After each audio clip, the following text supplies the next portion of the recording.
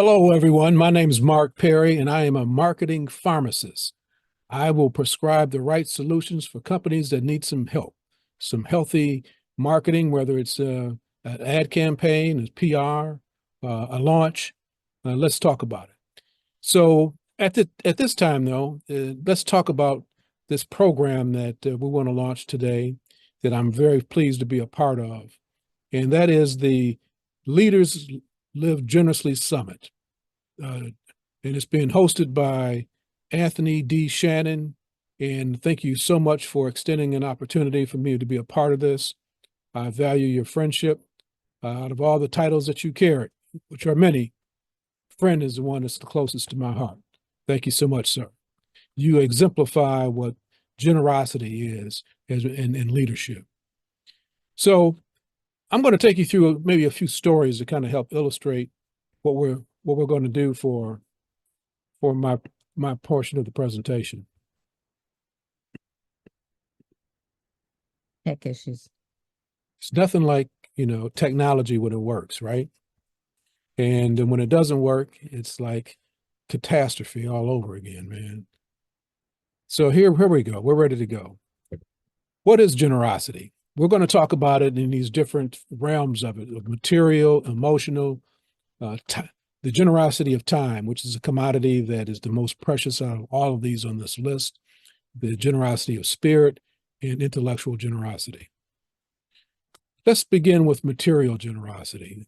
This is the one that's sharing of resources, whether it's financial, goods, or possessions to support individuals or their causes. And this story I ran across really kind of helps exemplify this particular discussion. It's about a story of a woman named Amara and Mr. Benson. Amara is a bakery owner with small bakeries. She's been at it for quite a few years, and she's known for her warm, buttery croissants. And so she's been making it. She makes a little bit of extra for profit. And she noticed one day she was looking out of her window across the way, and there was an elderly gentleman that was staring at her window, that was staring at the display in the window. This kind of struck her kind of strange a little bit. So she got up from what she was doing and took a warm, buttery croissant to the gentleman. And she said, "Hey, breakfast is on me." And she introduced herself and he introduced himself. And weeks passed into months, and she got to know his name was Mr. Benson. And she found out that Mr. Benson had been a carpenter and had fallen on hard times. He had lost his family and his home, and was out in the cold, literally. And so, but they got a chance to know each other. So each morning, she'd been bringing him, something warm to eat. As she looked out and she could see his little withered hands and chilling, and it was so cold and so forth. And so one morning she looked out and prepared to go see him to take her daily treat to him, and noticed he wasn't there, and it concerned her. So she packed up a package and began to go look for him. And she found out that he was in a shelter. And from that point on, she went back to her bakery and decided to create a campaign to raise some money for him. And so she raised some money for him and did a clothes drive. They provided clothes, and she helped him get into a situation where he had a place to stay. And a few months went by, and lo and behold, he comes into the store, not as a visitor, but as a customer. And with tears in his eyes, he came in there to express his gratitude for all that she had done for him. And he had carved this plaque for her. And he gave her this plaque. And just it was of showing her, appreciating her generosity. And so that was a story that really kind of touched me, of how people can go beyond themselves to give for somebody else and to their causes. Then there's emotional generosity. And emotional generosity is offering encouragement and kindness and emotional support to uplift others. And in this one, this takes me back a few years ago when I was in New Jersey for a business trip. It was an overnight business trip. I flew in the day before and went to the office. And the next morning, I went back to the office to complete the task that I was there to do. And the owner came in and said, "Hey, there's a really bad snow blizzard that's coming in, and you should make plans to get out of here." So she called the car service and said, "Hey, you need to catch the first thing smoking." And so I and what she didn't know is that I was traveling. I was really in a financial hole at that time. I had all of about $20 in my pocket. I mean, I was traveling real thin with no credit card. So I was traveling on hope. And so I started on a ride. The ride was, we was going from New Jersey back to LaGuardia Airport. And the snow is just like, it might be a flake. They're talking about this big snowstorm. It doesn't look like anything like that as we're taking off until we get to New York. And then it starts to come in and it's looking like really, really bad. And so as we arrive to New York, I find that the the runways need to be plowed. They're de-icing planes. And I'm thinking, my goodness, am I going to get out of here? And certainly I look up on how you have your flights listed, and it said it was delayed. So I said, okay, that's not bad. So it was delayed, oh, maybe an hour, I think. So I'm sitting there just reading materials, waiting for the time to go by, and noticing that there's nobody else coming up to the gate, and looked up, it was delayed again. And I said, wow. So this happened a couple more times before they actually decided to cancel the flight. So now I'm thinking, wow, what am I going to do now? So I called home to my wife to let her know that I was going to stay overnight in the airport, like you see and hear a lot of times. That people just stay at the airport, sleep in those uncomfortable chairs, and be ready to go when your flight's ready to go the next day. And my wife was like, "No, they brought you there. That company ought to do something to help you find a hotel and stay overnight and get yourself a room." So I said, it sounds like a good idea. It's worth trying. So I called the owner of the company up, and she was really gracious and said, "Yeah, just get yourself a reservation, get a room, and we'll take care of it." And I said, "Fantastic, thank you so much." And I proceeded to go get my baggage in the baggage area, and of course that was jam packed. So I'm standing in line trying to find my bag, and I finally get my bag, and I call to find out where the closest hotel was, and everything is booked. So here I am back to square one again, looking for a comfortable place to sleep in one of those chairs at the airport. And just as I'm thinking about that, I see a very familiar face. It's Dr. Portia Lockett and her family. It's friends of mine and in my family. And so I see them, and they were in town. They were there. They had filmed this special project for it was HBO or one of those type of operations. They were on a junket there, and obviously they were stuck. But they had a room. They said, "Hey, we got a room in Staten Island, and so if you can get there, you're welcome to come and stay with us." And it was them and their three boys. And I said, "Hey, that's great. I can do that." So we all went out to in the cab lanes, and they wouldn't allow me to ride with them because it was a number limit of how many people could actually ride in a cab. So her husband, I don't think I had mentioned to him how much money I had in my pocket. Yes, he says, "How you doing on money?" That's what it was. "How you doing on money?" He said, "I could use some." So he reaches in his pocket. He said, "Hey, I just give you what I got." And he gave me $75. So I said, "Oh, okay, good. Thank you." And so they take off, and I'm standing in one of those cab lines where, you wait for, it's like a cab jockey that's helping you get a cab. And it's blistering cold. I mean, it's snowing, it's blowing, the temperature's dropping, and the vehicles seem like they're barely getting through the snow. It is bad. And just as it's my turn to get my cab, the cab jockey says, "Hey, I have another rider here. Would you mind if she rode with you?" I says, "No, not at all." Before I could get that out of my mouth, she's jumping in the car.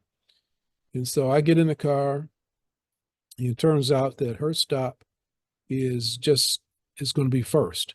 And what I didn't realize at that time that on a good day, that a good weather day, that the ride from LaGuardia to Staten Island is a little over an hour. So you can imagine, this is the snow down. This is a lot longer ride. So we take off and we approach her exit. And he says, here's my exit here. I just live right near the exit, and da da da da da. And so, she's been talking a mile a minute while she's in the car too, by the way. And the driver, they don't say anything. He's just listening. And so we drop her off. He gets as far as he can take her without getting stuck. And before she gets out the car, she hands me some money. And she takes off. I count it. And with what Walter's given me, with a little bit of money I had left over, and what she gave me, I have $200. And so now I'm feeling pretty good. I'm feeling a lot better. And so the driver starts talking about the lady who just got out the car. And he's like how much he didn't like her, how bossy he thought she was, and so forth. And it was we just kind of laughed about it. And so we're driving and just kind of having a good time having a conversation. As we're getting close, he says, we should probably settle up. I says, okay. He says, it's going to be, $300. I'm like, to myself, I'm like, what? $300? And so as we're driving along, I'm thinking, I'm not thinking, I'm starting to pray. I'm praying what's going to happen. And I call Portia up, and she says, we just tried to get some cash out of the ATM and we couldn't get anything out. So now I'm really starting to pray. And it seems like the time just, accelerated.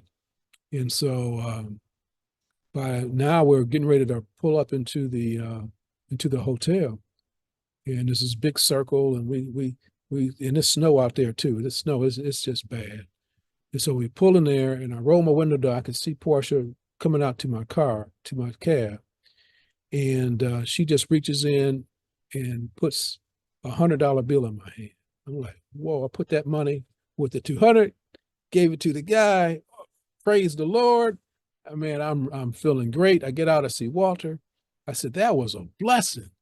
He says, that was only half of the blessing. The real blessing is what? He says, Portia was in the lobby before you came up, and she didn't have the money. And a total stranger walks up to her and says, what's wrong?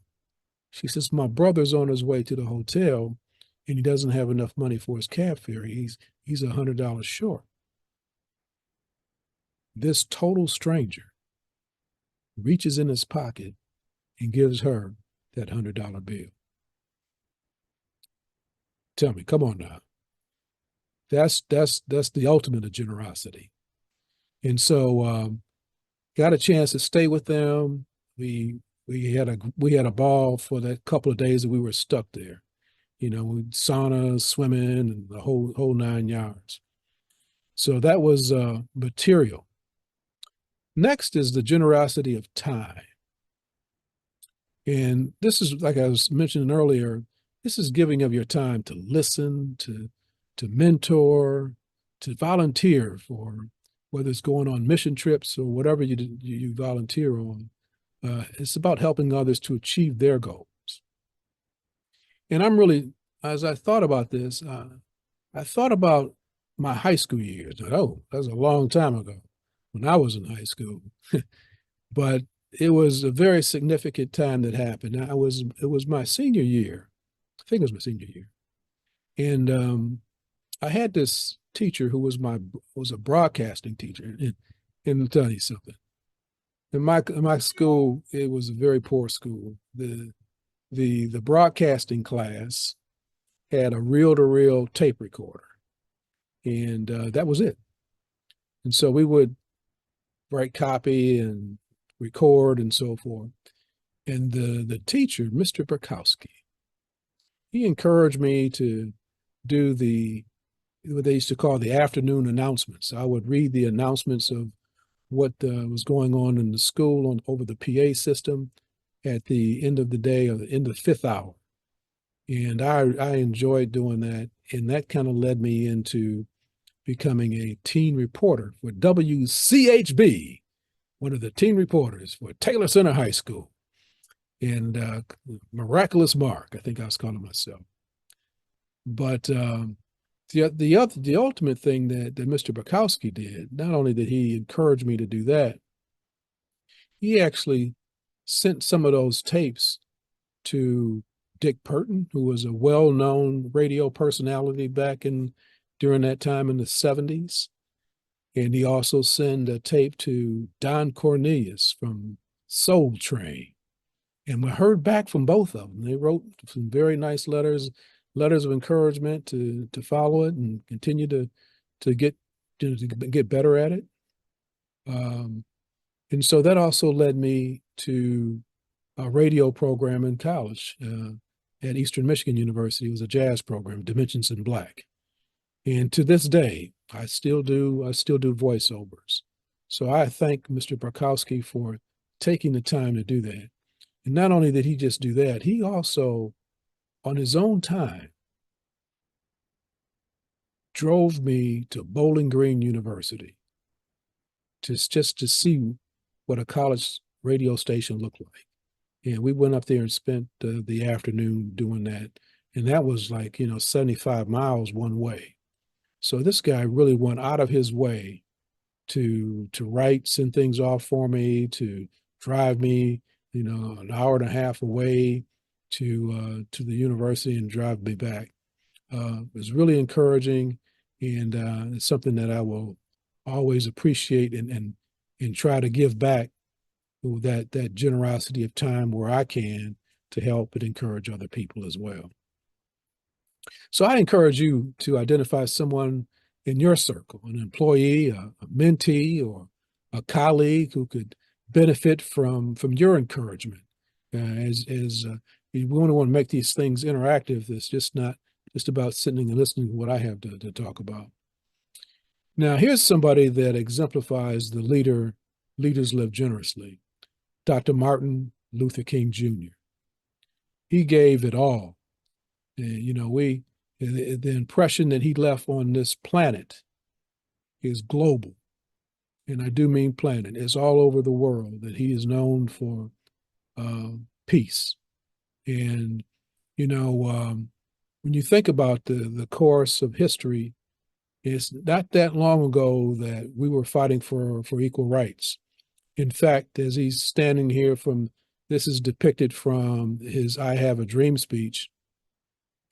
I can remember I was in 7 years old.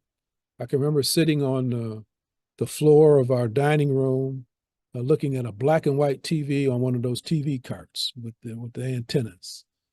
And my father saying, we lived in a flat in Detroit with a 3-bedroom flat. And they had 3 children. I had 2 siblings.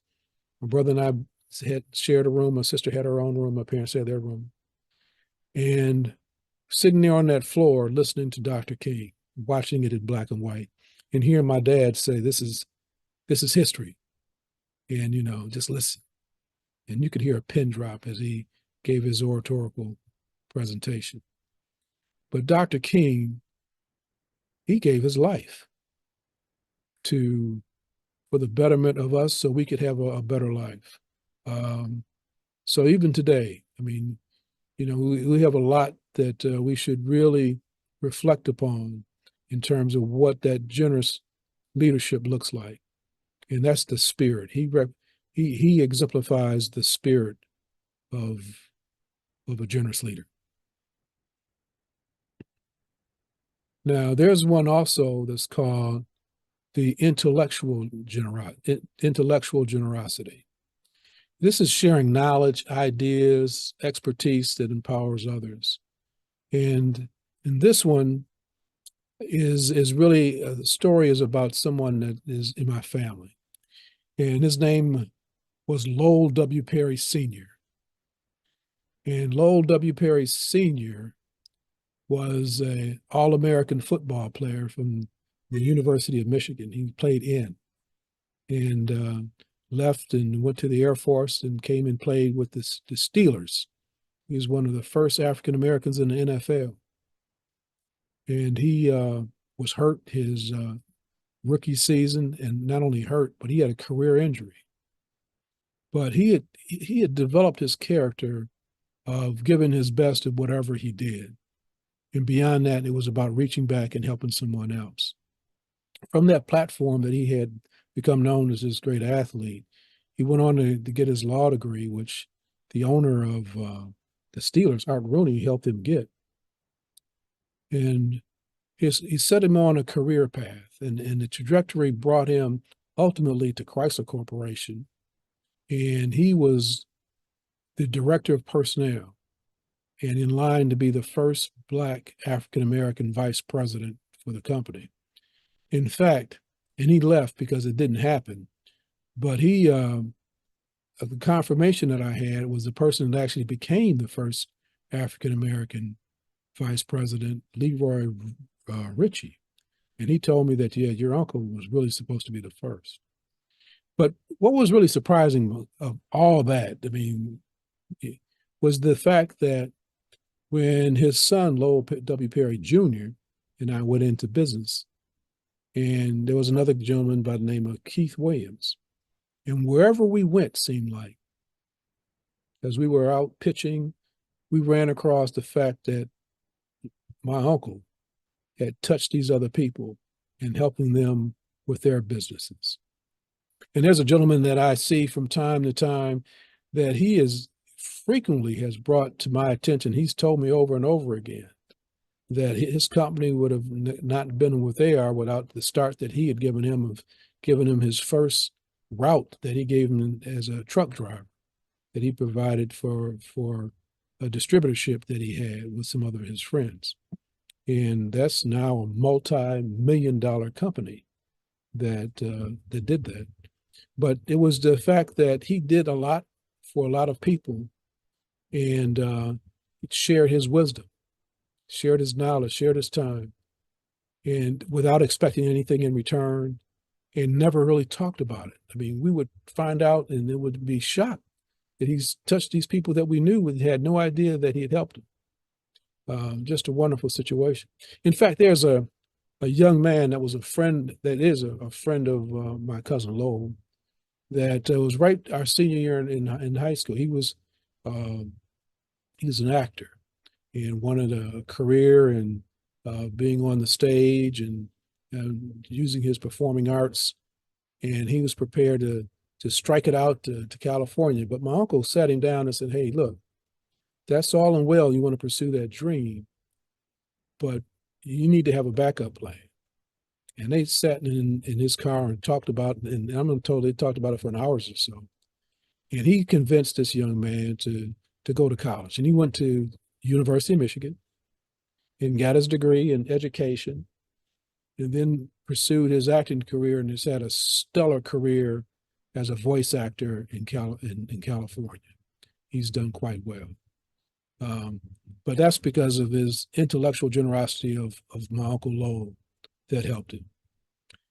Well, that concludes my portion of this discussion of Leaders Live Generously Summit, and I hope that you got something out of it. Thank you very much for listening.